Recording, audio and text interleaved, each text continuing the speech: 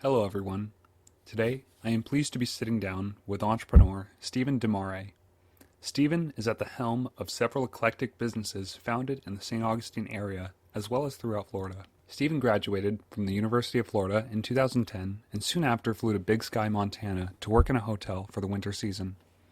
On his flight, Stephen talked to a woman he was sitting next to about his concept for a coffee shop, but was so intrigued by this conversation and the idea the woman gave him that Stephen completely pivoted his business, and after much experimenting that winter, Stephen returned to Florida to begin his venture in paletas, the Latin American popsicle which integrates fresh herbs, spices, and fruits, and thereafter founded the Hippo on Hippolyta Street in historic downtown St. Augustine.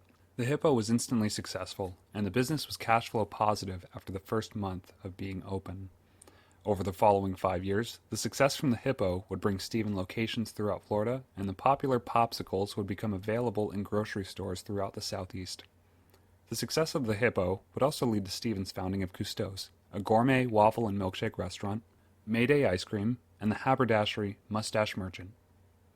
He has also opened and sold Wyatt's Coffee and is now working on creating a line of premium small batch coffee for the St. Augustine area called 1565. As you can see, the man has his hands in many different honey pots, and on top of all of that, if that wasn't enough, Stephen is also in the process of creating his own board game, all of which we talk about. I love each and every one of Stephen's businesses as they all have quirky, fun, and delightful concepts or stories behind them.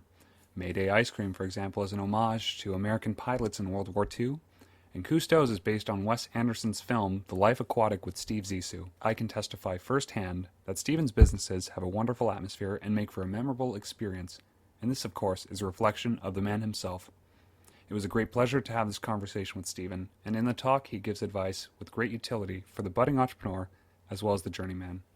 From the creation of businesses to leadership and all that goes in between, Stephen offers many nuggets of wisdom. Please enjoy the conversation. I know I certainly did. And just as a quick aside to everyone, there is some background noise which goes away within the first 15 minutes. So do be patient and know that my next investment will be in a portable sound studio. So anyways, without further ado, Stephen DiMare. It is DiMare, right? DiMare. DiMare, okay. It doesn't. It's Okay. fine. Yeah. Okay, but not DiMare. Right. Okay.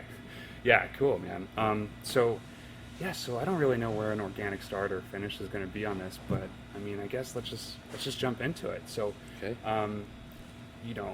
The Hippo, you have Cousteau's, you have formerly Oakenad's. It's called Mustache now. Yes. Okay. Mayday Ice Cream, as well as, oh my gosh, what am I missing? Wyatt's. Formerly Wyatt's, though, right? It's still Wyatt's. Okay. It's just formerly mine. Yes. Okay. I sold it to Gabe. I don't know if you know Gabe. No, so I actually looked it up on the website, and I saw that it was owned by Gabe. I'm like, that's interesting. I don't know Gabe personally, though. Yeah, that was cool. That's the only business that I've sold. Yeah. Yeah. But it's perfect opportunity. So I feel like I saw that you sold that. I'm like, this must have been a very cool serendipity, because when you started the Hippo, the apocryphal tale of talking to the woman on the plane is that you wanted to start a coffee shop. Right. Was Wyatt's kind of that concept then? And then you wanted Definitely. Yeah. Yeah, Wyatt's was me. I mean, the Hippo Cafe scratched the itch of the coffee shop, but Wyatt's was my first, like, full-on coffee shop, like, no other caveats. It was, like, full. And so, yeah, I think in Wyatt's I got to, like, really scratch the itch hard, like, finally, like, opening my coffee shop. And it was cool that it was in Gainesville, which is, like, where I'd spend all my time, like, as a student dreaming about this coffee shop and, like, kind of doing that work. So that was neat for it to come full circle. And maybe ironic or maybe just, like, appropriate that I wouldn't keep it, that I would, like, sell it.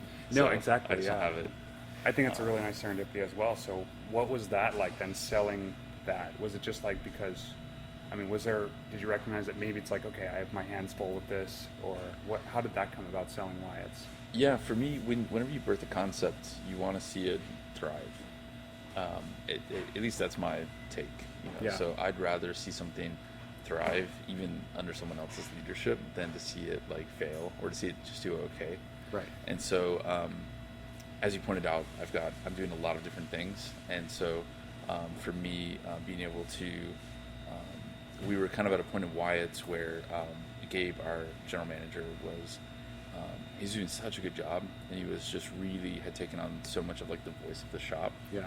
And he was doing so well, in fact, that he's being like courted by like other larger shops to go away. And I just kind of took a moment, looked at our future, and just said, like, you know, it'll be very hard to find somebody like him with this kind of charisma that can really drive the shop forward. Because when you're just one store, it takes a lot of drive to get the brand momentum going.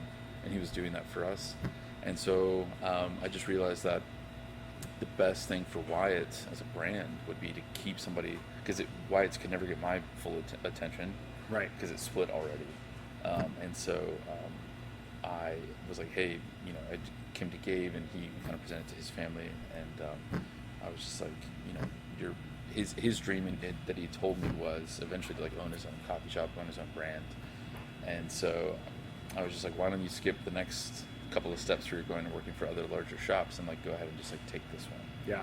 And so it ended up working out, and we were able to help make that happen, and he's doing a great job. It's pretty amazing. It's yeah. very happy for me.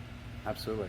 So yeah. And that's so rewarding too, to be able to, I think, let go of something because you know it's going to, because yeah, you can see that it's going to flourish. And I mean, you were the one that can kind of breathe life into it, and then now you can watch as it grows. So a little bit of context for me. I think it's so funny too, because I was reading up when you had this talk with this woman on the plane about paletos, that you were going to Big Sky for the winter season. Yes. Is that right? Yeah. Because I actually just came from Bozeman, Montana. I just really? Came back from living out that way. How long were you out there? I was out there for a year and a half, but I was living and working in Yellowstone National Park. Nice. And I have my van that I was living out of, and I ended up getting fired from the park, but didn't have enough money to get back to Florida. So I'm like, okay, like let me see what I can make happen here in Bozeman, in this area. It's a great spot. Bozeman's awesome. Yeah. In Big Sky, we used to always call it Bosangeles. Yeah. No, they definitely call it now. Because compared to Big Sky, it's huge. Yeah. Or have you ever heard it called Bozeman, Montana? No, but I've heard it called Montana. Montana. Yeah, just because. Yeah, it's like 90% men out in that state, I think.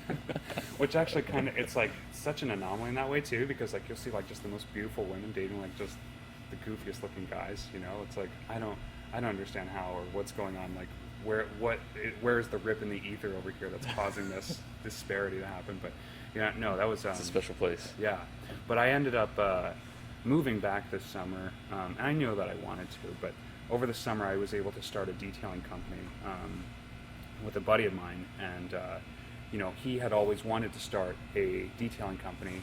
But I think it was when I said, okay, yeah, you want to do this? I want to do this. Let's start it. Let's get off the floor. But it made me recognize pretty quickly that there are two different kinds of people. There's, you know, like what Nassim Nicholas Taleb calls, talks about in the Black Swan is like the difference between general knowledge versus specific knowledge. Mm-hmm. And I think, you know, like if you're a generalist, you tend to be big picture. You want to like look at the broader scheme of things,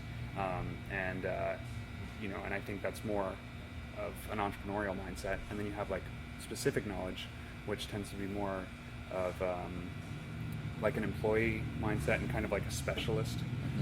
But my business partner, Mikey, I recognized very quickly was very like excelled at this in this specific realm. But he didn't necessarily want to work on anything that was general.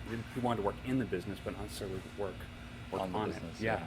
And so I recognized that like to unlock people, I mean, to use that key, that's like, are you kind of like a generalist or are you a specialist? But to kind of have a similar experience, you know, where it's like, if I hadn't partnered up with him, he wouldn't have done it. And then it's cool to see a business kind of brought to life that is now thriving under somebody else. I don't know. I mean, that's just a very cool feeling unto itself. It is, and I think it highlights the point where it's like, I think entrepreneurship, people are frequently thinking about like ideas. Yeah. And the execution part is like so key. So I knew that Wyatt's is like a good concept, and the market was proving that, and that's what's kind of neat in microeconomics is you set up a shop and then people tell you with their dollars whether or not it worked. Yeah. And that's pretty neat. But without somebody like Gabe there, without the talent there, this is gonna be very, very difficult for me to like sit back and like engineer in a general way. And you know, because the concept could be perfect. I mean, we could have opened up the first Starbucks, so to speak, but without somebody there to like drive it and adapt it to the people, it would still die, you know? Right. I mean, if the first Starbucks was just nothing but like rude people, you know, and dirty tables all the time, it just was not going to end. Not to say anything about how it was before, but in a sense, like Starbucks existed before Howard Schultz. Right. But like Starbucks wasn't really Starbucks before Howard Schultz. That's right. And so I think that whenever you identify that and can identify those key people, it's helpful to try to like cut them loose and let them go. I would have loved to have kept Gabe in my company. Right. But the opportunity was much better for him to just like kind of break out on his own. So right. It's cool. No, so for you then, Stephen, as a serial entrepreneur, having, let's see, Cousteau's, Mayday, Hippo, Mustache, former Whites. What else are you working on? I mean, do you have? I mean, am I missing anything? A couple of like other failed businesses, but we don't need to. Okay. But that's, I mean, just other stuff that I tried that didn't work. I had a French macaron shop back in 2011 called Bon Ami that eventually became Cousteau's. Yeah. Partly because of like humidity in Florida, right. How difficult it was for us to make good macarons that would last more than like a day. I also did. So where the Mustache like man shack is now, I tried a couple of other concepts, including San Augustine Woodworks, which I bought a commercial laser cutter, and we were cutting geometric patterns into hardwood slabs to make like cutting boards and things like that. And that was fun. We only did it for like a Christmas, and then I converted it again, but that was a lot of fun. Cool. And right now I've got a new coffee project. So I bought the brand 1565 coffee from one of my friends who started it back in 2014, and so that's a brand that's really focused around St. Augustine. Yeah. And it's going after a particular segment of the market that's underserved, which is why it's really interesting, because we've got a bunch of wonderful coffee roasters in this area, and most areas of any significant population in the country have coffee roasters that are doing a great job. You can get your third wave single origins very easily these days. It's not an issue. But I really felt like there was a gap between Folgers, Starbucks, and third wave. Right. So it's kind of like you're either kind of like relegated to junk coffee. No offense to Starbucks and Howard Schultz, but like, you know, it's not like you're not bragging about it to anybody. Or you're paying $16 to $25 for a 12-ounce bag for some sort of single origin that may not, if you're not really adventurous with coffee and don't want to like nerd out on it anyway. So I just really felt like there's like a whole group that was being missed of people that enjoy coffee, been drinking coffee their whole life, don't mind paying a little extra for nice coffee, but don't necessarily want to be tasting like blueberry jam in their Ethiopian. That's what I want to taste a lot of the times. But so Steve had built his brand around this, and so I took that over recently. And so we produce blends where we're buying really high quality single origin coffees, but then we're blending them to create flavor profiles that are more accessible, that are like high-end blends. So we're kind of going after, in a lot of ways, the boomers and younger people as well, but anybody who's like loves coffee, loves drinking coffee, can appreciate better coffee, but does not want to take the plunge into seasonal one-off micro lot coffee, which can be very intimidating. No, absolutely. And if you don't brew correctly, can taste terrible. Right. It's a little less forgiving. Because where do you start? How do you jump into a whole world of coffee when you know nothing about it? And then I think especially as a blend that keeps it as a price point where they're willing to pay a little bit more than Folgers, but not necessarily willing to take the whole. Yeah, you're not paying $20-something a pound, right? Right. So that's been neat, and we've been serving a lot of like restaurant clients here in St. Augustine, and trying to just use our kind of that use St. Augustine as like a springboard for introducing. And so we're trying to get into a lot of the Airbnbs and a lot of the B&Bs, and we're kind of doing everything we can to make sure that we're Become lowest St. price. Augustine's go-to coffee brand. Right, and also in another way, we're utilizing existing resources. So one of the best roasters here in town, he was upgrading his facility to go larger anyway, and so instead of setting up our own roasting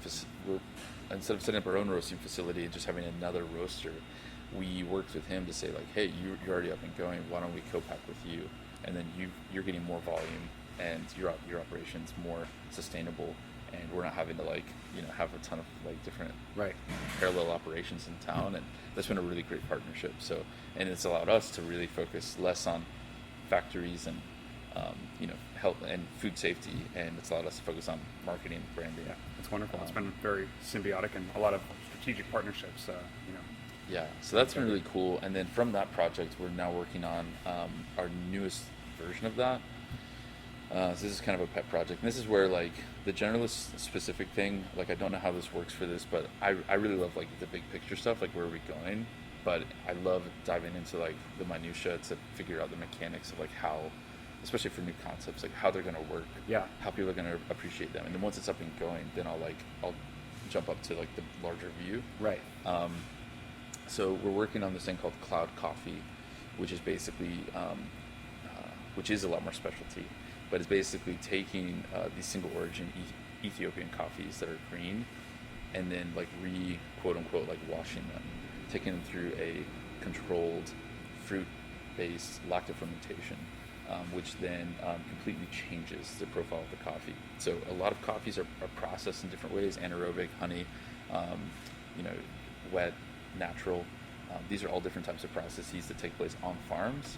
But for roasters to be able to have a say in that, you have to be of a certain size to be able to go have influence at that farm and Right. kind of control what's going on.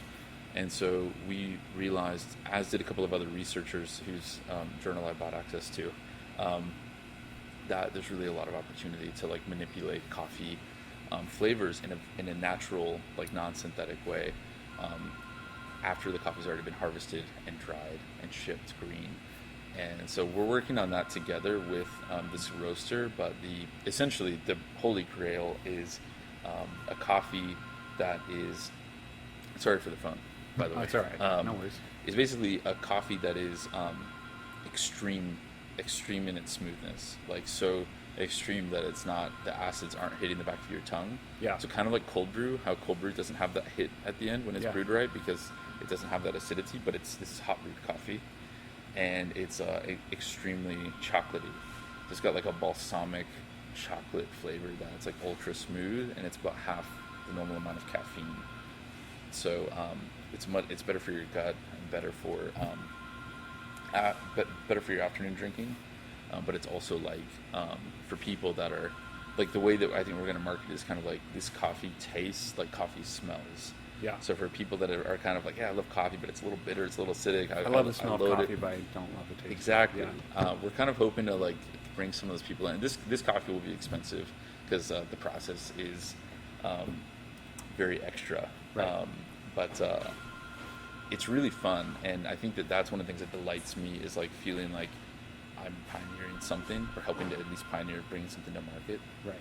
So what do you think then? How would you bridge the gap then?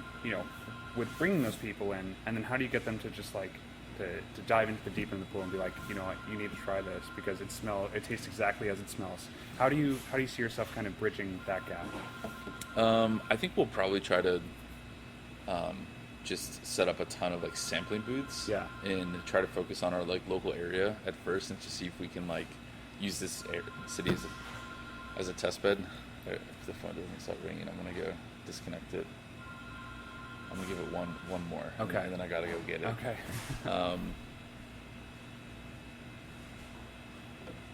I guess it heard Nice. me. I was threatening. I was menacing. Yeah, we'll probably use farmers market and some other areas like that as a test bed, see if people like it, and then what we'll do is we'll probably repack it so that there is even though the coffee itself will probably be $50 a pound when it's all said and done, because the processing Right. is so labor intensive. I think we'll probably try to package it so you could still buy enough beans to make a pod for $6 or $8 or something like that. Try to make it. I don't know if my math works out, but try to create some version of it that's like small enough Right. that the actual even though the dollars per ounce is extreme, like the dollar per experience is like fairly like you can taste it for fairly low. Right. And I think that's how we'll probably try to like loop people in, and then we'll probably be designing it to be more of like a giftable item. Okay. So if I know you like coffee, then and it's your birthday, then hey, I can get you a 12 ouncer of this for $35. It's a great gift price. I give it to you. It's not something you buy for yourself. So, and then if you try it and you like it, you're going to be like, it's a very distinct flavor. Right. And so I think I think that the flavor will like weasel its way into the back of people's brains. So you'll be like, that's too expensive. I'd never buy that. And then months go by and you're thinking about it. You have a cup of coffee and you're like, man, I'd love to taste that again. Right. Kind of like that would be the lost leader of itself, that, like how Ferrari will sell little toy cars to kids and get the idea in their minds that's like, oh, I want to drive a Ferrari someday. Exactly. Yeah. Exactly. This is the Ferrari of coffee. That's what we're thinking. But again, we just like to have fun. And then the other project I'm working on, as more of a solo project, is a board game. So I created a board game this past year.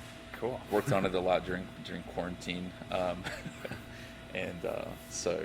What's the name of that going to be called? It's called Black Hole Rainbow. Okay. Black Hole Rainbows, actually, plural. Black Hole Rainbows. And anyway, the premise of the game. Okay. Yeah, the premise of the game is it's loosely based on astrophysics. The idea that it would be better for a black hole to explode into a supernova and kind of like spread that matter back over the galaxy than to just like sit there and go into a Hawking heat death. And some recent like quantum math research has like proposed this hypothesis that if a black hole could like get the right amount of quantum energy in it, it could like rupture. So the in this game, each player has their own black hole, like a little playing mat that's specific to each player, and there's all these different colored stones, and so you're trying to like gather and create like a rainbow of like every color of stone in the black hole, so that it like fills its like quantum energy level, and then ruptures, and then you win like a supernova coin for like helping keep the galaxy healthy. Oh, cool. I like that. So is the rule book just going to be like a quantum physics textbook then? It's going to weigh like 60 pounds for the whole game? Thankfully not. It's that's why it's quantum physics themed. Right. It is not educational. So any actual like physicists would look at the ways that I've used some of their words and things in this game and would probably cringe. But thankfully for the rest of us, it's just enough to where you get the flavor of it. Yeah. But it's very fun, and there's a little bit of space magic. I love that. Where can I pre-order that? You going to do Kickstarter? Kickstarter will be out next month. Okay. Awesome. Should be out before Thanksgiving. The Kickstarter, the game won't ship probably until February. Yeah. But that has been great, and it's been really, really fun to work on. And that's another thing where there's a ton of different mechanics, and then once you even develop the game, then you dive in, and there's like so many different ways to manipulate like the playing experience, and then you have to find manufacturers for all the pieces, and so for me it's like a dream come true, because it's like this blend of like branding and art and sourcing and concept development and math, and so I would if there's any entrepreneurs or creative people listening that need an outlet, create a board game. Yeah. It will scratch a lot of itches all at one time. So I don't know if this thing will go anywhere, but if we can just make enough if one person hears this, yes, make a board game. I mean, I know that's definitely gonna be sitting with me for a while until 6 months from now. I'm like, oh man, I really gotta. Yeah. And gotta create a itch to scratch. For me personally, this isn't taking the time away from my like daily responsibilities. This is just like an extra personal project. Yeah. So if I make enough back on the Kickstarter to pay for the first round of manufacturing, that would have been like a huge success for me. So one thing that I really love about all of your businesses, Stephen, is they are all very, very thoughtful, and they all have a really wonderful why or a story behind them.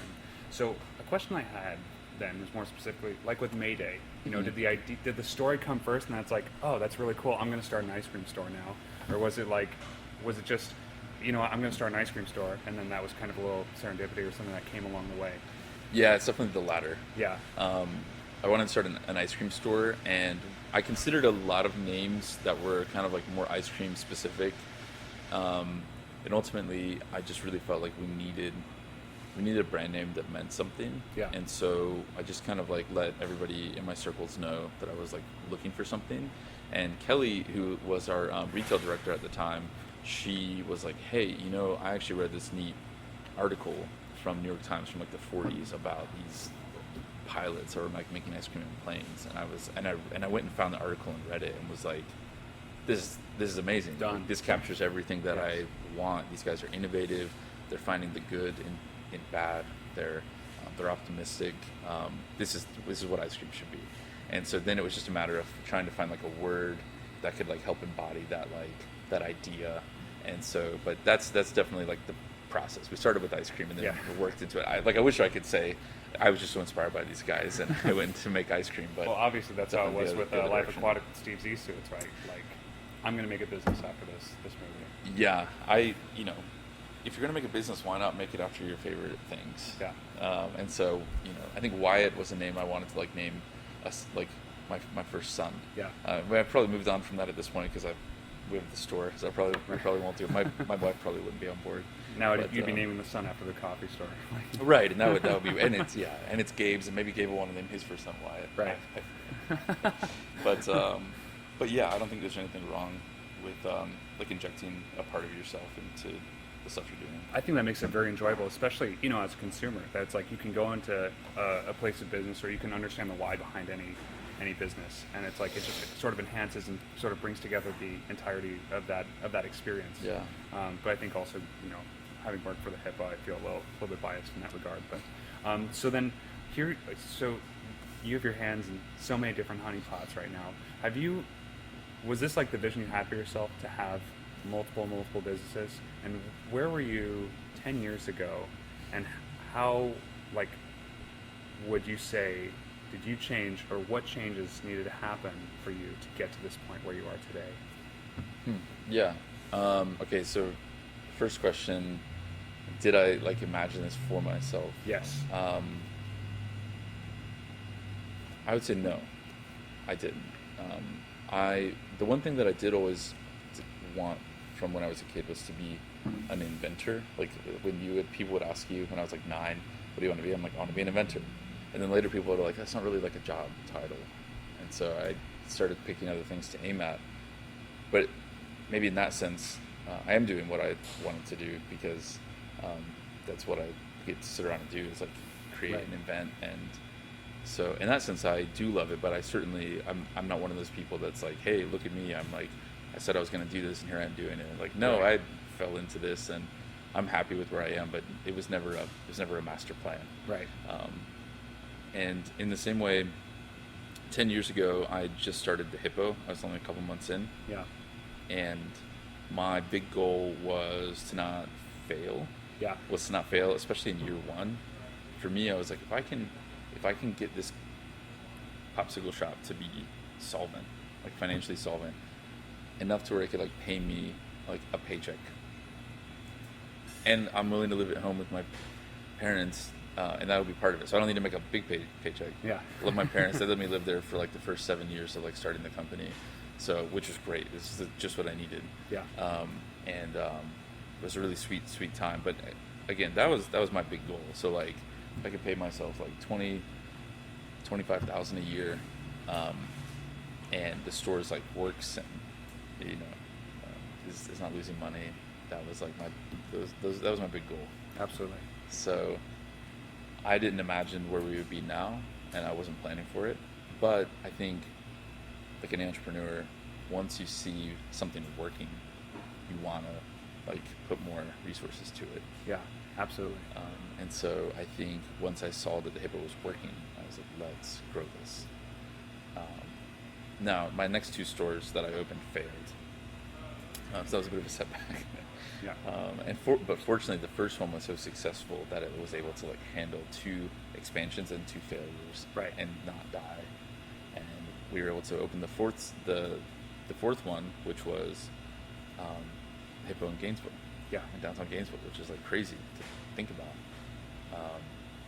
And so, and that one's been successful from month one, basically, and it's stayed successful even to this day. Yeah. It's a sweet spot. So what was it then in that conversation with that woman on the plane that made you see, I like this Paleta concept. Here I was thinking about this idea for this coffee shop, but I'm just going to put that on the back burner, and now I'm going to focus on Paletas and build a hippo. Like, so what was it in the merit of that idea? Just that, was it that Florida does not have something like that or anything like that? Or Yeah, I think that was a big part of it. yeah. My dad has owned his own businesses for decades, and he was like one of my biggest mentors, and he really tried to prepare me for the idea that like being an entrepreneur means like being okay with a certain level of failure. Right. And so he and my mom both tried to set my expectations that like, you know, it was okay that I went out and started something in food and failed. Right. That's like the expectation, in almost in a sense, because statistically that's the expectation. Right. That it's going to fail, and they were okay with that, and they helped me be okay with that idea. And so I think, especially during 2010, there was a lot of like what we would call kind of second wave coffee shops that had opened during the prosperity of the mid 2000s. Right. That had closed, that weren't third wave, that weren't specific, that weren't driving like coffee. They were just trying to be like your neighborhood Starbucks replica, but without all the consistency. Right. And a ton of them failed. And so I was thinking like, okay, what I'm trying to build in my coffee shop is something that has been done, that I'm like looking at other people that have done it and done it well. And then also all these other people have tried to do it and have failed. And if I succeed, my success will be only in making my shop look like the other people that I already have seen and admired. Right. And I thought, and I'm probably going to fail doing that.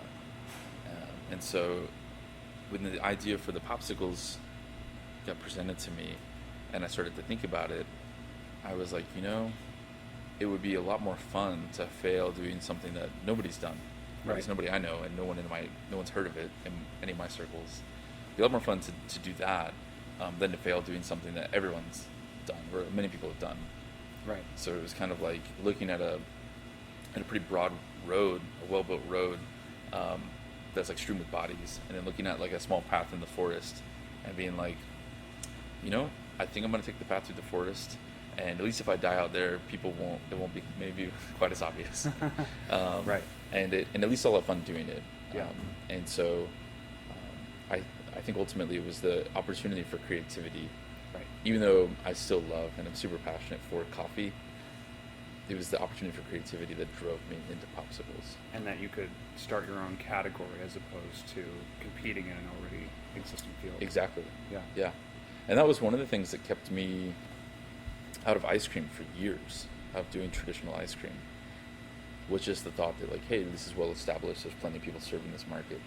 And then as our taste as a community started to develop more, and we started to be like, man, why isn't somebody doing for ice cream what we were doing for popsicles? You know, why is it that there's not like a twin store where it's like, oh, you want the best popsicle, like go to Hippo. You want the best ice cream, go to. And there wasn't someone in Northeast Florida, at least, doing that. Right. Certainly people in other parts of the world doing it, but not here.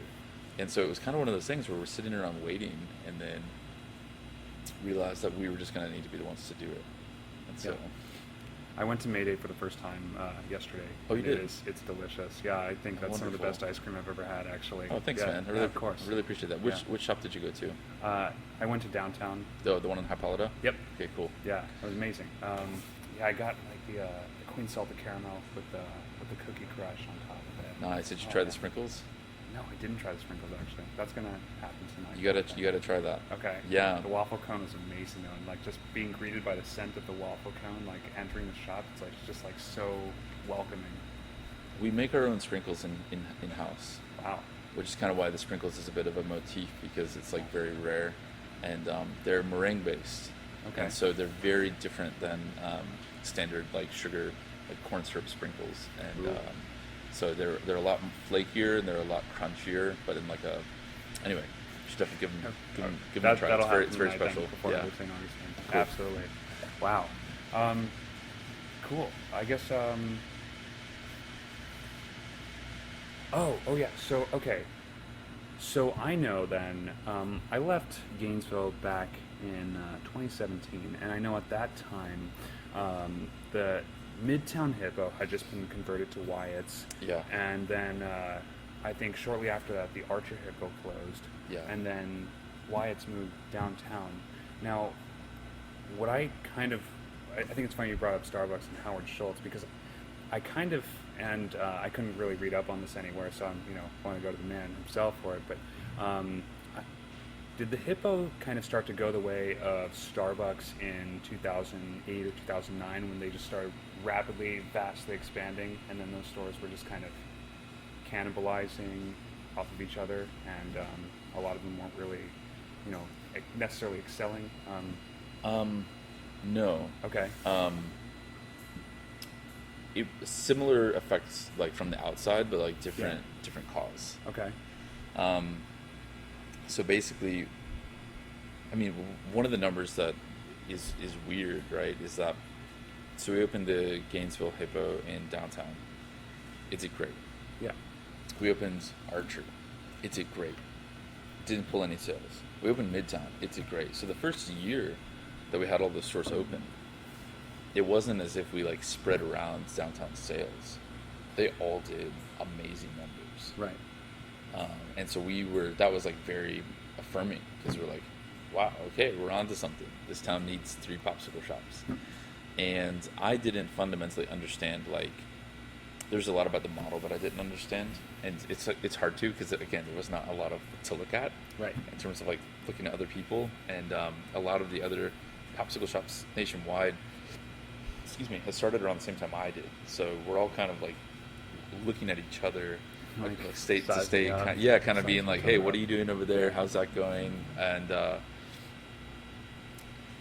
what I didn't understand was that a city that size doesn't really need that much in terms of popsicles. And what we saw when we first opened was like a lot of like overall like excitement because it was new, and so we're getting all these people coming in to try us for their first time or their first time at that location. And the popsicle, and this is where we're different from Starbucks, because Starbucks oversaturated, and they oversaturated with a little bit of compromise on location quality, and that's when they tacked back and then said, okay, we're changing like our parameters for a location. We're not going to have all this strip mall stuff anymore, and they really started going after standalones and drive-throughs, right, which is their model now.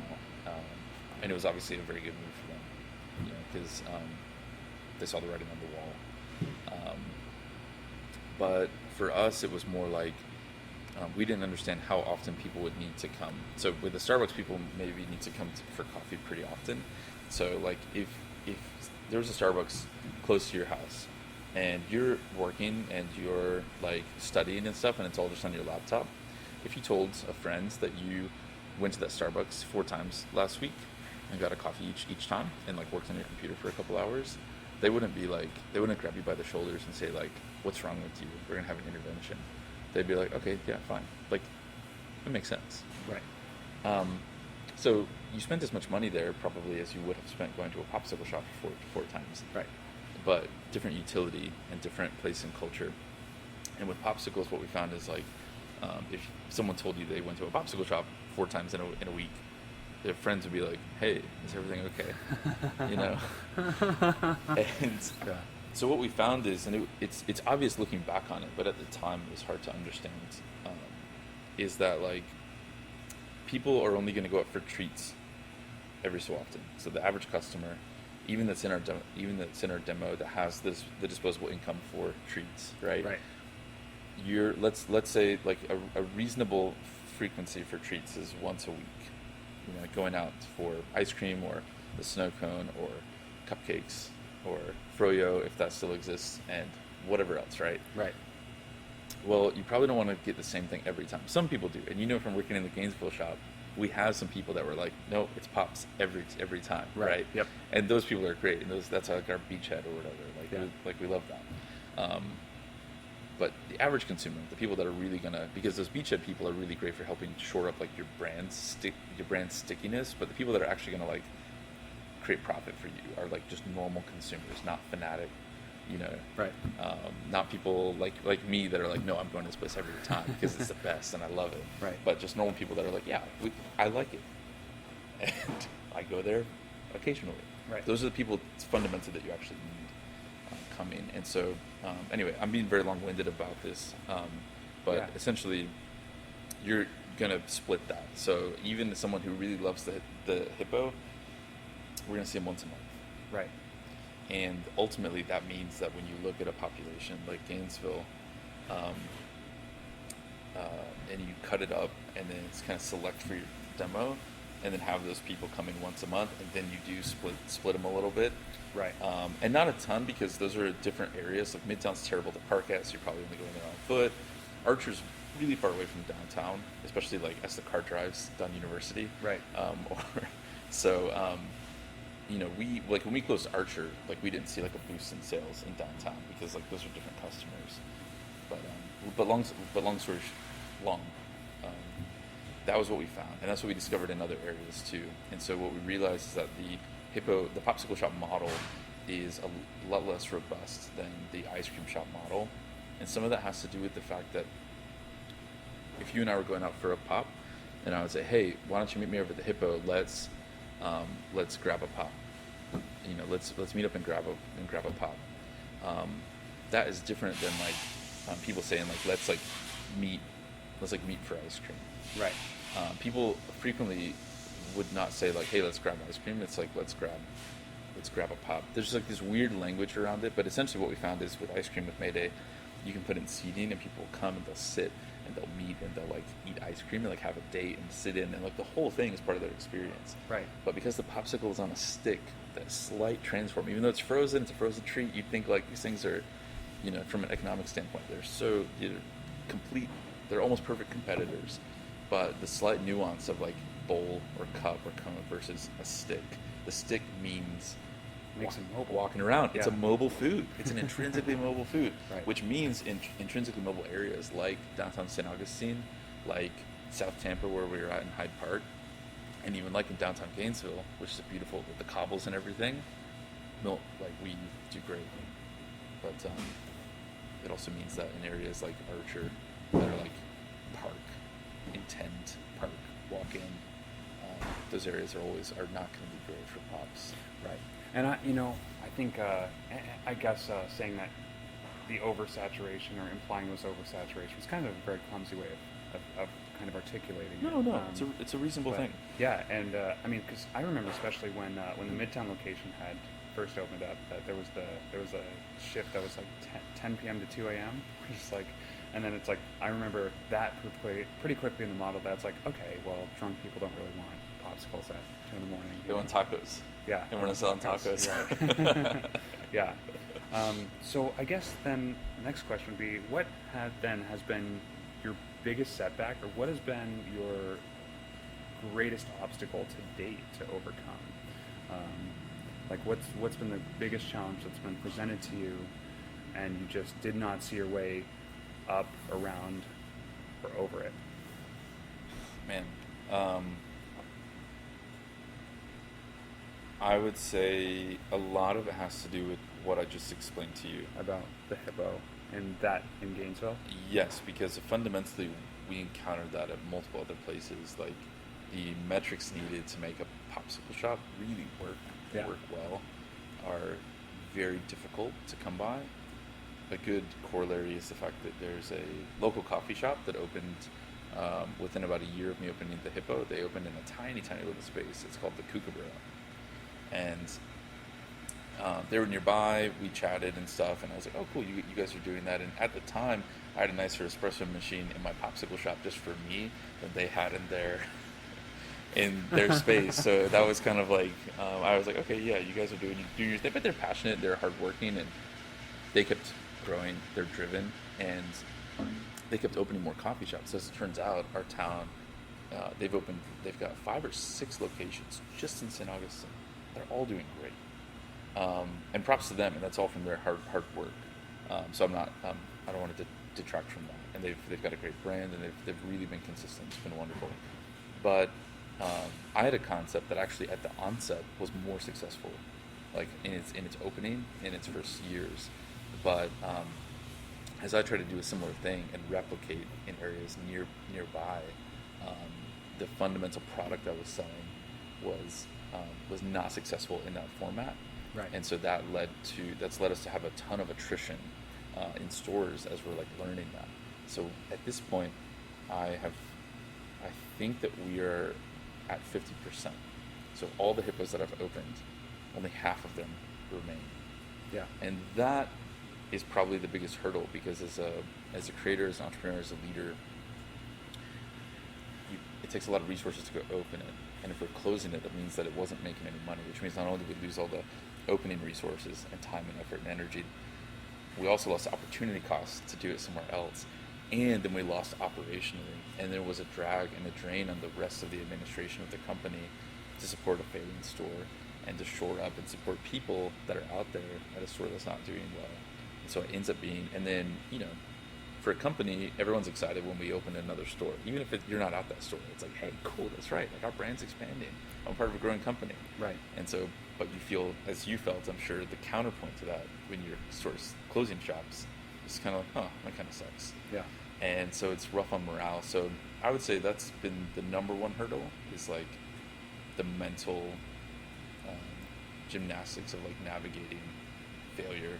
Right. And pulling together a whole team around a common vision when maybe they don't see it at that time. Yeah. At that moment. Yeah. Yeah, and that's why. And I mean, we're pretty upfront about this. We have a bunch of hippos that are really working well, where we've got the golden real estate, and we've got boardwalk, and so it's working. Right. But we've shown that our ability to even like buy our way into boardwalk in other cities, like Sarasota, like Fort Lauderdale, is limited. We don't even know. We have a hard time identifying, even though we have several that are working. We have a hard time identifying what boardwalk is. Right. And so instead, we found with over the last couple of years with Mayday, even converting several of our hippo stores that were underperforming into Maydays, which was an unknown brand, and then to have it be operationally profitable within like a month, we're just kind of like, wow, okay, this product, this format is obviously something that culturally people are connecting with, and as an entrepreneur and a creator, that's what I love. Like, hey, Right. people want this, great. Like, let's give it to them. Let's do a great job, and let's make people happy, and let's employ people, let's hire people, like let's grow. Like, that's the kind of stuff I want to be involved in. And so we're not abandoning anything we're doing at Hippo by any means, but when we look at growth and our growth path forward, we know we've got to be extremely choosy about Right. where to put a Hippo. So like, if we've talked with Disney a few times. If the Disney deal goes through, Disney Springs, that's very obviously a boardwalk situation. Yes. Literally, Yes. it's a boardwalk. And so that would be like, okay, we're not even thinking about it. We'll do whatever we have to put a store there. Right. But in the meantime, we found that Maydays can go into are much more ecumenical. They can go into a huge array of different types of And like stores. that's just gotta be so weird to see, like, okay, here's a popsicle, here's ice cream, both are frozen treats, right? So you would think that the same metrics could apply to Hippo, could apply to Mayday, or vice versa. So that's really interesting that learn that's not at all the case. So that Maydays can, excel, in areas where Hippos maybe do not do so well. Yeah, if any economics teachers or professors want me to come in and talk about like the nuances of your price demand curve for Yeah. like similar products, be happy to bring Yeah. in some nuance to, Yeah. those lessons. But yeah, it's really wild, and that's at the very beginning of our conversation we talked about triage and choosing priorities, and I brought up the how I built this. And if you listen to Panera's how I built this, Panera and Abompan, their original concept, they did this crazy thing where they and I forget the guy's name, but the guy that grew Abompan to be like as big as it is, he's the one that realized, because they'd opened these other small concepts that were like working really well, that were like different, and he's like, we need to sell Abompan that all his investors have bought into. We need to sell that so we can put all our chips in this new thing that's, because Abompan's amazing and it's profitable, but this new thing is better. And he was ultimately right, and they sold that, and then like tripled down on Panera, which exploded. Right. And became like way bigger, an order of magnitude bigger, and eventually bought Abompan back, which is wild. Wow. And so we're in a situation, not where we're like looking to sell Hippo or anything, but we're in a situation where I'm having to choose where to put our growth energies and dollars. Of course. And the more successful Mayday is, the more Hippo's free to do its work and to be unencumbered. Right. And that, so I'm kind of right now, I'm kind of having my cake and eating it too, because the Hippo is my first love, and that's like that was like where I like really exerted a ton of passion, and that's where we like kind of grew this company to be what it is. Mayday is really young. Mayday is barely more than 2 years old, and already is doing a higher retail volume than Hippo is, and Right. Hippo's 10 years old. And so now Mayday Mayday got a bunch of legs up from Hippo, so it's not fair Right. to compare.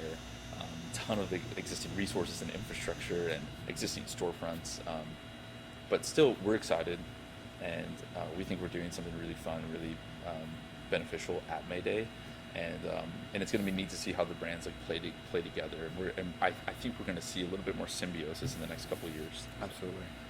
Yeah. That's awesome. What have been 3 of the most influential books that you've read? The Sir Walter Isaacson Steve Jobs biography.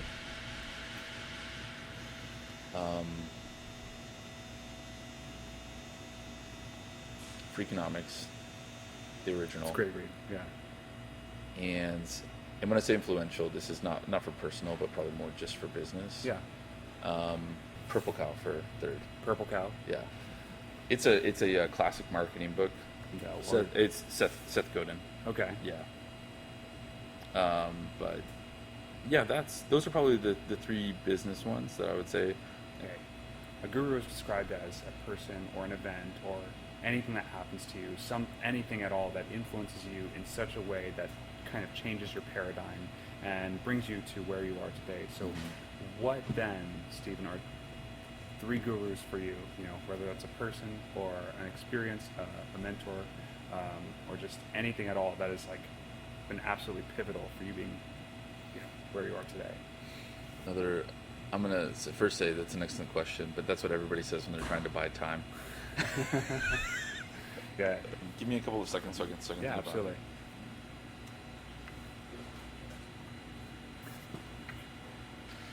Okay. One of the people that taught me a lot about this current business that I'm in is a guy named Jeff Quackenbush, and Jeff owns the hotel that I worked at in Big Sky. Okay. He bought it out of foreclosure, and he is the picture of like a scrappy bootstrap entrepreneur. That's basically what he's done his whole life, is just find new fields and bootstrap his way into it. And Jeff was the one that taught me about customer service and how to please people and how to serve people really, really well. And I didn't have that training at all when I went out there. So I was a worker, but I was still kind of like a consumer. And so Jeff really like taught me that there's magic to be like unlocked in people and in interactions. And so at Big Sky, he would train us to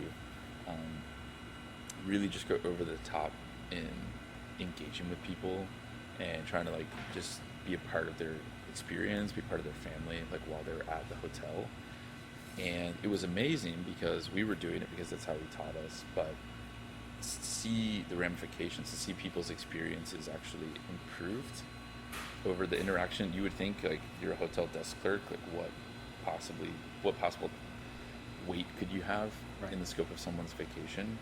And it was phenomenal, so much so that people are like coming and like dragging you up from behind the desk to like take family photos with you. And we had people that we were just so nice to and so engaging and like humble to, and they would call down from their rooms, and they paid a ton of money, and it's a big vacation, and stuff's broken and stuff's dirty, and they're, instead of calling down and just like ripping us, they're like, hey, just wanted to let you know, but it's cool, like we'll deal with it. Like this one couple, they're like, hey, the towel rack's broken, the TV won't turn on, and this one bed wasn't even cleaned, and we were just like mortified, and it was like, man, I'm so sorry, like we're gonna get you into a new room. And they were like, oh, you know what, there's only 2 of us, we weren't going to use that bed anyway, and there's another towel rack, and you know, we probably shouldn't watch TV, we'll just stay. And that was a true testament to like how serving people and being humble is like so helpful, so key to, I mean, we call it customer service, Right. But most of the people that work in customer service don't like to think of themselves as servants. Right. But if you're in customer service, you are a customer servant. And They emphasize customer, but not the service part. yeah. And when you embrace that, when you just let yourself just let yourself go, let your pride go, and be like, you know what, I am a humble blue collar servant Yeah. of these people. Right. It's very liberating, and your experiences and your interactions just like go off the charts. Yeah. And it's sad to me that so many people are like unwilling to do it, Right. and they don't know what they're missing out on. Yeah, no, I completely agree, and I think that's definitely become much more integrated in me personally as well. As this previous summer, just seeing that we're all here for each other, and it's like that's so like to be able to build a business or to create something of value for somebody else that somebody can delight in, like a popsicle, or they can benefit from in any other way, like what I believe this app could do for somebody. Then that makes it all worth it. And I realized I could go absolutely to zero, but if I delight one person or help one person, then it's all worth it. Yeah, it's very well said. And I think in that sense, the second guru, or Yeah. I'm trying to think of what it second inflection point would be. Really for me when I was 21, coming to faith. I'm a Christian and a follower of Jesus, and so the satisfaction and joy that I have in life is built on that. Yeah. And so I don't measure my work by my output. I measure it by my attitude. Right. And so I'm not concerned if we're not hitting numbers or if we're not growing, because I see those things as coming from God. And so then my goal is just to be diligent and faithful. Right. And then it allows me, because even listen, at the end of the day, this is a small company. We do something very simple: popsicles, ice cream. I've said it before, but it's barely more than a lemonade stand from an economic standpoint. But there's still a lot of people here. There's a lot of people with jobs and careers, and there's a lot of things that can go wrong and do go wrong day to day. And so being grounded in my faith and being grounded in my worldview in Christ allows me to weather a lot of that and offer grace and patience and guidance to people through a lot of these difficult things. And it's much more available because I'm not looking out at the people in this company to fulfill me or to Yes. achieve my dreams. Yes. So that's the big one, and that happened for me really when I was 21, and I've been on that trajectory since then. Yeah. And then lastly would be Can I comment on that? Oh, yeah, by all Yes, means. I think that's beautiful, and I think, have you ever read the Book of Five Rings? no, I haven't. Miyamoto Musashi, he was this. He writes this. It's all on war conduct or conduct in dueling. Basically, He was a samurai, super badass. He was the only samurai known to wield 2 katanas, and he won every duel. It's like the Darth Maul of samurais. Right, I know. Yeah, it's super super awesome. But anyways, his book is kind of basically The Art of War. Okay. Where it's a military combat book, but it applies so much more just holistically, philosophically. It's just a great read for any facet of life. Wow, sounds but amazing. It is really good, and it's a quick read too. But he says, be careful of your intentions as you begin on any path, because a slight bend down the road will eventually become a major warp. So if you start on building something, inventing something, and it's for the intention of I'm going to glorify me, well then there's a bend in that, and it becomes a major warp down the road when you become, corrupt or, a crony capitalist, or We you're work. Yeah, right, yeah. Yeah, or Theranos, or... Yeah, oh my goodness. Yeah, and then it's entirely something else when you can say, I want to add value to other people. I want to create something that glorifies creation, that is in itself, the act of creating something is a worship of creation, and he who has put us here, to satisfy that, and and to make that better, and to add value to another person, then that is something that you can have the whole universe and the love of God totally behind. What's the proverb that goes, do it in thy name and then it will come to be or something like that? Oh yeah. I don't know the one you're talking about, but I do know the one in Proverbs 12. I read it yesterday, where it says it's like basically like better to be. I'm going to paraphrase, but it's like better to be poor and like well fed than to play the part of like the rich man and Yeah. like be hungry. And I think there's so much truth in that, and there's so much satisfaction in your work if you're satisfied in work itself. But work is so unsatisfying if work is only ever like a means to another end. Right. And so yeah, so that's really key for me. Wow. Yeah, I love that. That's beautiful. Yeah, thanks, man. Yeah. Lastly, would be probably my dad. Such a mentor, such a resource. I can't possibly undervalue or can't possibly overvalue like his contributions to me as a person, to our company, both financially and like wisdom and advice and kind of like unpaid CFO status. And so yeah, I mean, and that's a huge privilege Yeah. that I don't discount. There's not everybody can like jump in and just start companies when they're 24. Right. But I had a major leg up in like the support of my parents, and both in a small financial way, but then also like in a greater sense, like to have them be like, yeah, let's do it, go fail. Like, Yeah. we're behind you, and that's key. That was huge for me. I didn't have to worry. I was like, oh man, I can still fail, and like I'm not disappointing my parents. That's pretty cool. That's amazing. Yeah. No, I think that's incredible too. Yeah, because there's still this model that is being set, from parents to their kids, that it's this industrial model that like you go to school to become a specialist in this certain field of knowledge, to become an integral cog in this machine, Mm-hmm. to eventually get a pension, to so forth and so on. And it's like a lot of those things are not really working No. quite as well anymore. I think maybe that's what's discouraging people from going into entrepreneurship, is they see this sort of facade and security in going the classic path. But I mean that's a little bit more slippery, and I think there's just no avoiding risk ever in life. So I think to No. have parents who encourage risk, or to have role models or an influence who can inspire that risk. And my parents have been very supportive as well in telling me, yeah, go out and fail and go embrace it. And yeah, it's just wonderful. And it's funny too. I mean, because it's like, well, I don't know why we prefer to be successful but then avoid failure, because it's like it's the same, Yeah. it's the other side of the coin. Exactly. Like you have to, and I think it's very binary in that way. If you fail a bunch, there's a way in which you can interpret every single one of those failures as success. And even when you do find success in any sort of form, you can find a failure in that in some way. Yeah. So it's like, you will always have them both together. Yeah, that's exactly right. And it's trying to like control those risks, instead of trying to stop them altogether, but just trying to control them. Yeah. And just being diligent. Yeah. It ends up being like such a helpful like key to I think there's a lot of sense in which people want to like hatch the big idea first, and then just kind of like ride it up. Right.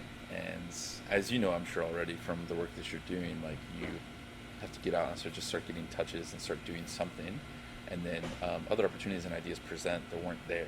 Right. Because you don't know what you don't know, so you can't possibly predict like, oh, I'm gonna go down this path so I can meet this person, go down this other path. You can't predict that or plan for that. Right.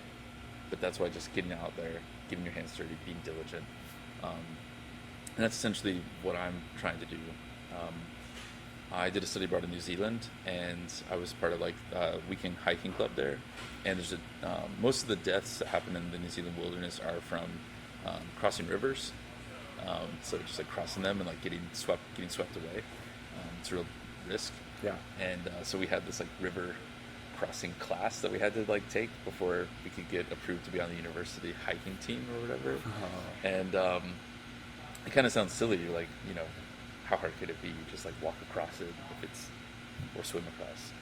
But there are a lot of complications. A lot of people die. And so basically what they train you to do is like, sure, like while you're walking, you want to try to like be linked together and be, there's a lot of processes. But if you become unlinked and you get swept away, you never try to like swim upstream. You never try to go against the current. All you try to do is like direct yourself in the current so that you start going towards like the nearest shore. And so it's like people that try to fight where they're being pushed end up drowning. But if you realize like I can't stop being pushed, but I can control a little bit of this direction, then you can make it safely to shore. Wow.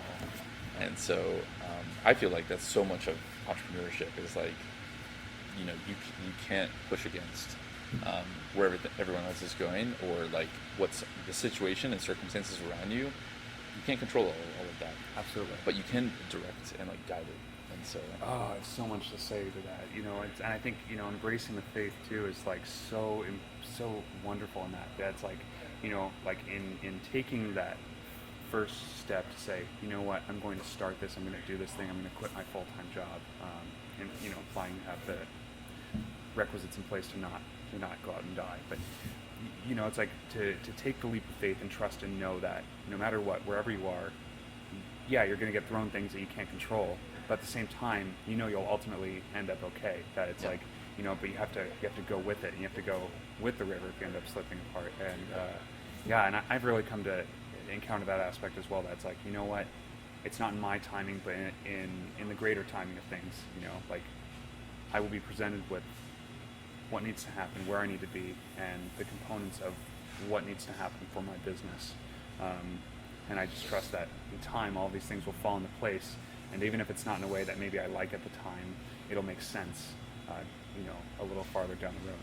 But it's like there's the two aspects, and I think we always emphasize, at least in our culture, in Western culture especially, that like there's the go-getter, the person who just goes out and gets everything. But that go-getter attitude, or just the hustle attitude, is pretty exclusive to the receptivity side of it. Yeah. That in order to like go and pursue your audacious goals, your huge plans, but then also be receptive to what comes your way all along the path. It's like those components go together. Yeah, that's exactly right. Yeah, and I think I do think it's sad that so many people spend themselves tirelessly their whole lives like not quite getting where they think that they should be, right? Only to realize that like they should have been like focused on different things, maybe completely and like enjoying where they were and being content.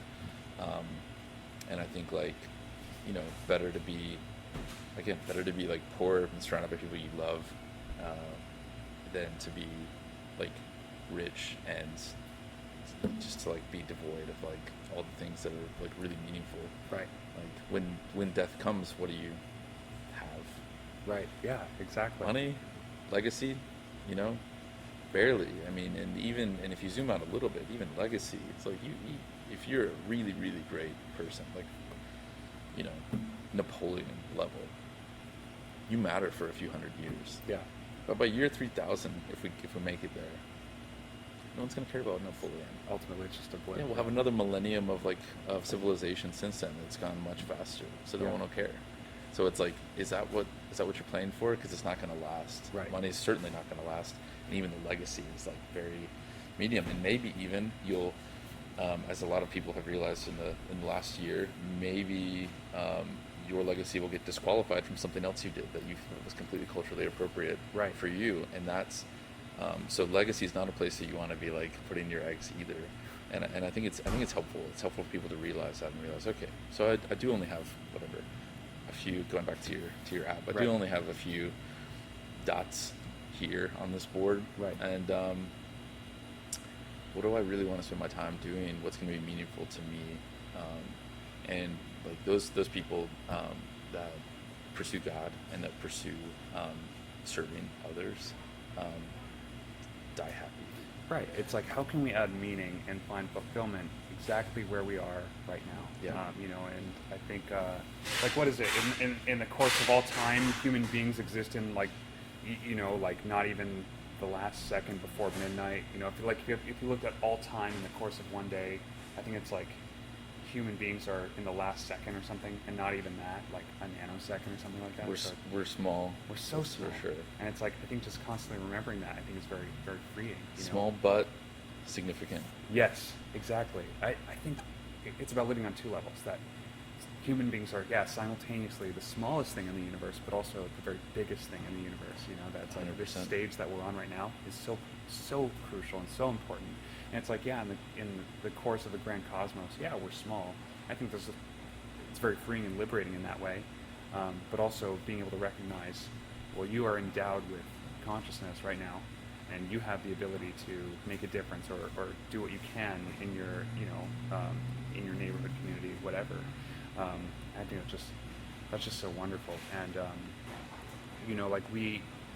I think it's funny, and especially where we are right now at this point in time, because we live in a society with social media. It's like, oh well, it exists to connect us all, but then it really just makes us more disjointed than we've ever been. And we live in a time where we have all of these amazing like distractions everywhere, and it's like, so we can actually enjoy our time because we have all of these little knickknacks and distractions, but then we end up not enjoying our time at all. We end up more distracted and purposeless, And so just like, it's funny too, because I was talking to a friend who, she was telling me about her dad in like the 1940s, just like starting a taxi cab company. And it's like, well, like what else are you going to do in the 40s? It's like, might as well just go start a business or whatever. He was like a 15-year-old kid or something. But, Wow. so it's like, I think people today have a very unique set of challenges because we have two distractions everywhere, so it's like, it's very hard to single in on the purpose or to find fulfillment. And I think the objective of our lives ultimately is to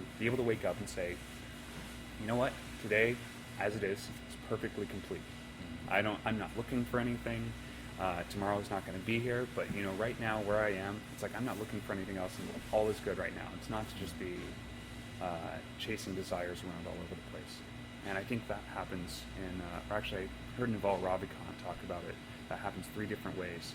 That you either turn your burn rate to 0 and like become a monk. You either, or that looks like starting a business and finding sort of this freedom of time and money, where it's like you're not seeking anything else. And then there's a third way too. I don't really remember that one. I'm coming in a second. Yeah, and I think that's really the challenge that's presenting people, is like we wake up and we look to our distractions to give us that fulfillment, to just recognize right now where we are is enough. Yeah, I think partly to your point, there's still only the 168 hours in a week, and no matter what we do, unless we were to go really close to a black hole somewhere in the cosmos, there's nothing we can do here to change that. And the more that we try to, like, time is very unyielding in that sense, and the more we try to stuff into it, the worse our returns are. Right. Time, like everything else in our whole lives, is something that must be dealt with in balance. Not enough intentionality, not enough diligence, and it's happy to pass by far too quickly. And then, on the other hand, stuffing way too much, fill your day from top to bottom with immovable things without taking space and time to enjoy and to not do, and it will also fly by very quickly. And so we must be in balance and do things that are in our measure, and do things that are responsible, that have space around them.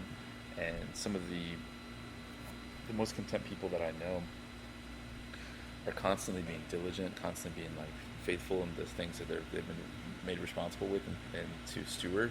They're always on time everywhere. They're not like me. Like, I'm always late, and it's because I'm like trying to like do too much. Right. I'm trying to like beat time every day, and every time I lose. Every single day I wake up and lose, and that's like ultimately I'm trying to get to a life where I'm like everything's got its proper place, right? And each thing ends when it's supposed to and begins when it's supposed to, and I've built space in. So I'm doing fewer number of things, but those things that I'm doing have my full attention, right? And that, I think, is a proper way to respect time and its limitations. Yes. And if you don't respect that, it's going to go by too quickly, and you're going to be cheated by it.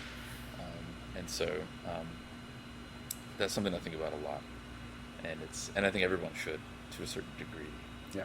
Because we've all got, that's our prime resource. and it's just ticking away. Yes. Amazing.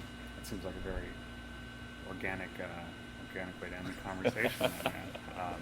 I guess, okay, one more question. Yeah. So, you have always been a doer, and I think going back to the specific generality concept I was kind of throwing at you earlier, you know, it's like you have your whys and your jobs, but like, those aren't necessarily mutually exclusive. Like, you have to have the general knowledge and the general big picture overlap, as well as having specific knowledge, I think, to really find that synchronicity that you found with your businesses. So what would be a single piece of advice that you would give to young people or people coming out of the academic sphere to bridge that gap between thinking and doing?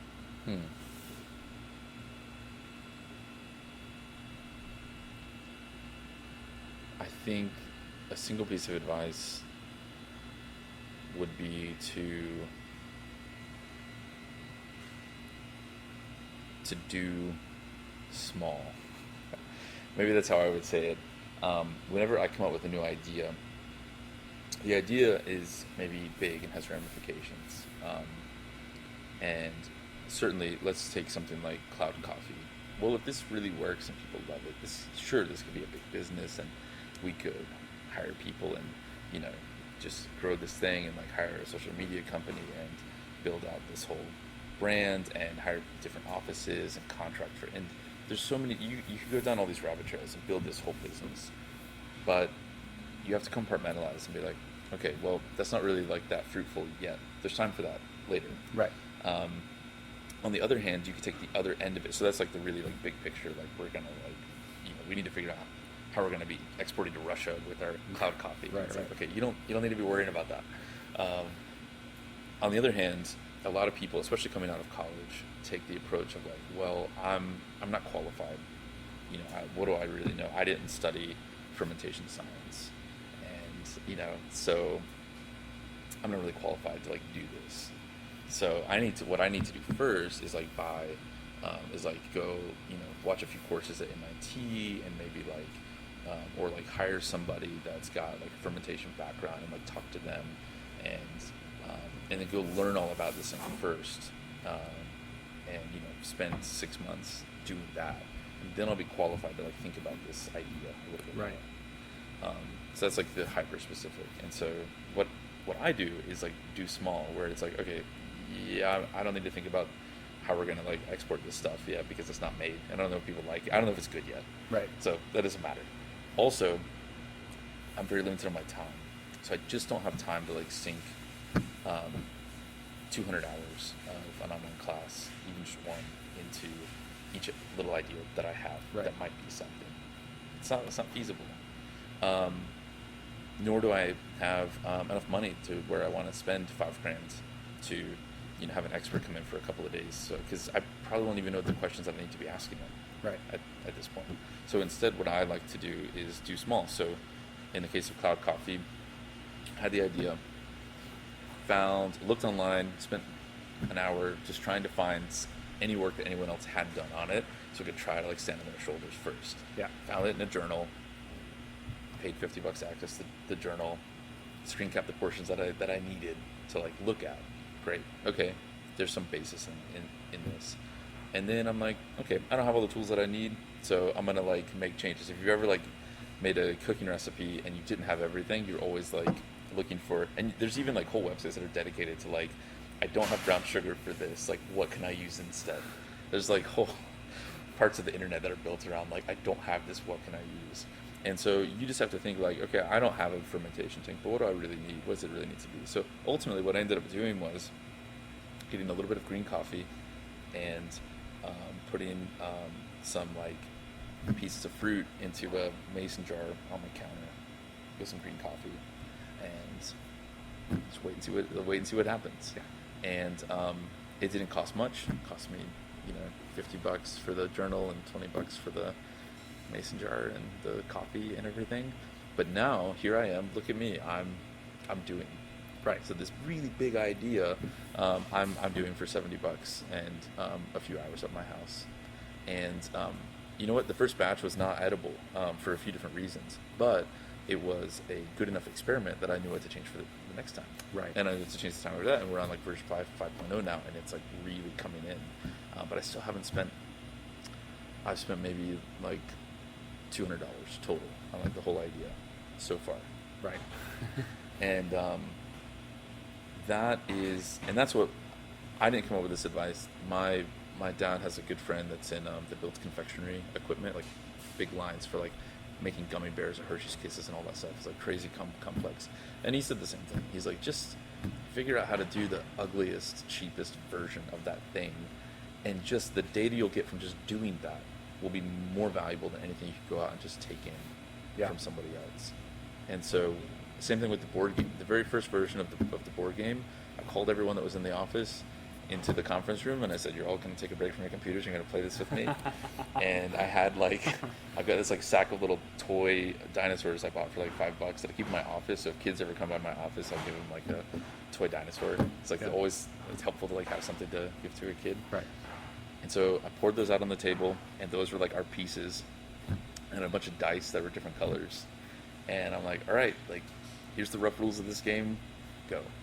And we played it, and it was ugly and like difficult, and but everyone was like, but it ended up being fun, and it was like, okay. And so then I just kept ratcheting it up, and now, now I've got much nicer pieces, but these still aren't like finals.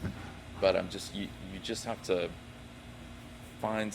Most ideas can be done in some tiny way, like unless you're talking about creating some new way to like forge steel or something like that, or like transport like oil internationally. There are some ideas that are truly too big to try small. Right. Truly. I do want to acknowledge that there's people that think much bigger than I do, and they need much more money to try it. Anything with outer space, right? You need a lot more. But for most of us, when we're talking about entrepreneurship, we're talking about like small business. The vast majority of small business, you can pilot in some tiny way, and that's what you need. And that's what you need sometimes to tell you, hey, I like this, I'm interested in this, I want to keep going. Or, you know what, this is kind of boring. I tried it, and even like at this scale, like I'm not that into it. Okay, great. You can go ahead and like cross that one off. And for me, most of the time, it's like getting me pumped. But I do tons of stuff all the time, and people don't realize like I'm trying stuff all the time. It's, a lot of times it's just people are like, oh, that's funny. We ate that thing at your house, or you talked about this for an hour while we were hanging out. But a good portion of that is all like doing small and like just trying to like poke at the system and see like where's something interesting. And when you find something interesting, you repeat it. Yeah. And that's really true of, even the popsicles. I got the idea, great. Came back, was working at the hotel. Okay, what do we have here? We've got some ice cube trays and some toothpicks. So I made popsicle recipe I could find online, put it in an ice cube tray with toothpicks, handed it out to guests. What do you guys think? And that's where it starts. So it cost me a few dollars for fruit and sugar, and I was getting market data, and so anyway, that's very long-winded. No, I love down, that. But yeah, that's one. I think that's so fundamental. Because it's like, I think that's the problem with New Year's resolutions, right? Is that people set the most audacious goals they have for themselves, and then a week later, when they haven't achieved said audacious goal and don't have like the Ryan Reynolds six-pack or whatever, then they get defeated, discouraged, and then they just go back and resume to whatever it was wherever they were at. But yeah, that's so true. We're like so hard on ourselves. We all expect ourselves to be like Elon Musk or something, and be like, hey, I went in, I worked on this for a day, and like I invented a rocket. And he like, chunks it's just not gonna happen. time into 5-minute increments, intervals. Like he plans his day. I swear, he's like not. He's a Martian. He's superhuman. Yeah. He's a collection of different people. One. He's got to be. How you can't be good at that many different things all at once. Yeah, it's amazing. He manages it somehow, but no, they're all connected, yeah. and I'm having fun. But I do look at people like that and just like, wow, okay, those are different levels. His do small looks very different than mine, but that's okay, and it is helpful to have, like even with going back to Cloud Coffee, it's just a fun anecdote. So I brought in like version 3 or 4 to the roaster. So I'd like fermented the coffee, I like processed it, dried it, brought it to him. We roasted it, let it rest, and then we drank it. It's just like this whole thing. It's like weeks of build up to like try this like cup of coffee. And he tasted it, and he was like, something happened to this coffee. And he sat there and he repeated, it's like something happened to this coffee. And he wouldn't say if it was good or bad, but he's like, this has been changed. And like that was, and for me, I was like, yes, like this is going great. Like, yes. I'm like so pumped by that response. Yeah. And because that's all I wanted. Like, hey, did it do something? Did it work? It's not like, oh yeah, it's good. Yeah. Oh no, I didn't really like it. It's Yeah, like, it doesn't have to be amazing. Yeah. Yet we can figure out how to make it amazing. The question is it working? right. Is the idea working? And so when he's like, something happened to this coffee, I'm like, all right, we're getting somewhere. Oh man, that's amazing. Well, Stephen, it's really been a pleasure. I really appreciate your time on all this. So Yeah, man, thank for you sure. so much. Thanks for including me. Yeah,